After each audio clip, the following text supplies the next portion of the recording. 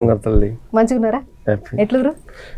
నాకు చిన్నప్పటి నుండి నేను మిమ్మల్ని చూస్తున్నా ఇంటర్వ్యూలల్లా ఎక్కడ కనిపించినా ఈ క్యాప్ కి మీకు ఏం సంబంధం ఉంది?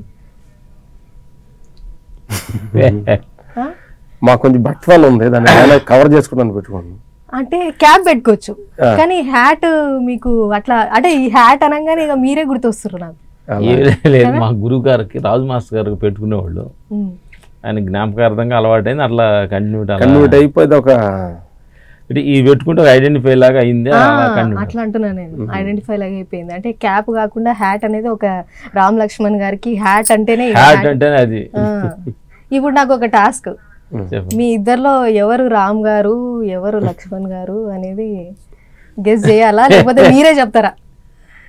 గెస్ చేయండి మీరు. రామ్ గారు లక్ష్మణ్ గారు. కరెక్ట్. అంటే అన్న మీకు ఏమైనా గుర్తులు ఉంటాయా? మేము గుర్తుపట్టాలంటే ఎట్లా? చిన్న చిన్న గుర్తులు చూస్తే గుర్తుపడతారు. కొంచెం కొంచెం ట్రావెల్ అయితే కొద్దిగా తేడా వెళ్తే అంటారు. అంటే మాటల్లోనా లేకపోతే ఎట్లా? మీరు కొంచెం చూసినాక చెప్పండి మరి. ఇంటర్వ్యూనే చెప్పండి మీరు. అంటే వాయిస్ అన్నా, వాయిస్ మీకు ఎవరైనా చెప్పిర్రా? వాయిస్ లో కొంచెం తేడా ఉండొచ్చు అని అంటారు. అంటే ఇప్పటి వరకు మీకు మీలో డిఫరెన్స్లు ఏమేమి చెప్పారు మీతో ఉన్నోళ్ళు ఇప్పటి వరకు? ఏవి చెబుతుంటారు, ఒక మళ్ళీ చెబుతుంటారు. ఎక్కువ కోపం ఆవిడకు అంటారు, ఎక్కువ నాకు అంటారు. ఇద్దరి కోపమే, అందుకే కదా ఫైట్ స్టంట్లకు. అలాగా. ఒక్కసారి మీ లైఫ్ జర్నీ ఇండస్ట్రీలో గుర్తు చేసుకుంటే మీకు ఏమనిపిస్తుంది అన్న? అంటే ఏం నేర్చుకురు అనిపిస్తుంది లేకపోతే ఎట్లా అనిపిస్తుంది మీకు? అంటే మంచిగా అనిపిస్తుందా లేకపోతే ఎన్నో కష్టాలు స్ట్రగుల్స్? అంటే మంచి అనిపించకుండా ఉంటుంది, మంచి అనిపించుద్ది.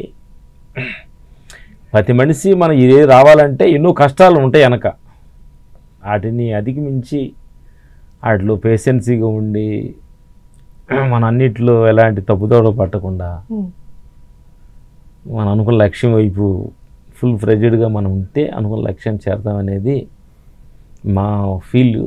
మేము అనిపించినవి కూడా, ఎందుకంటే మనకు చాలా మన లక్ష్యం వైపు వెళ్తున్నప్పుడు కొన్ని మనకి మన రాంగ్ రూట్లో తీసుకెళ్ళే కొన్ని చెడు అలవాట్లుగా ఇగా చాలామందికి ఉంటాయి అన్నమాట.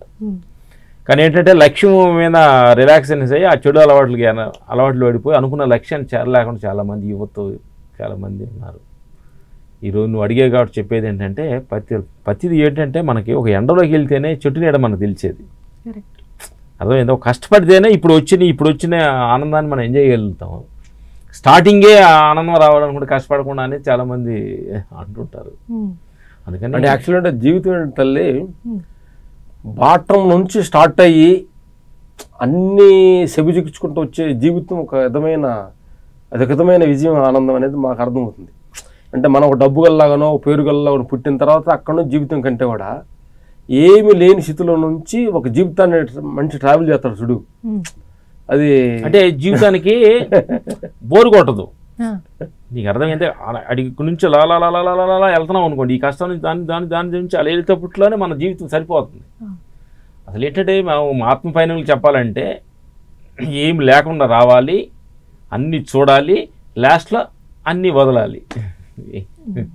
అంటే ఫిలాసఫీ మాకు ఆత్మ పైన మా గురువులు ఇచ్చిన అది అన్నమాట. నమ్మేది నమ్మేది అట్లే అన్న.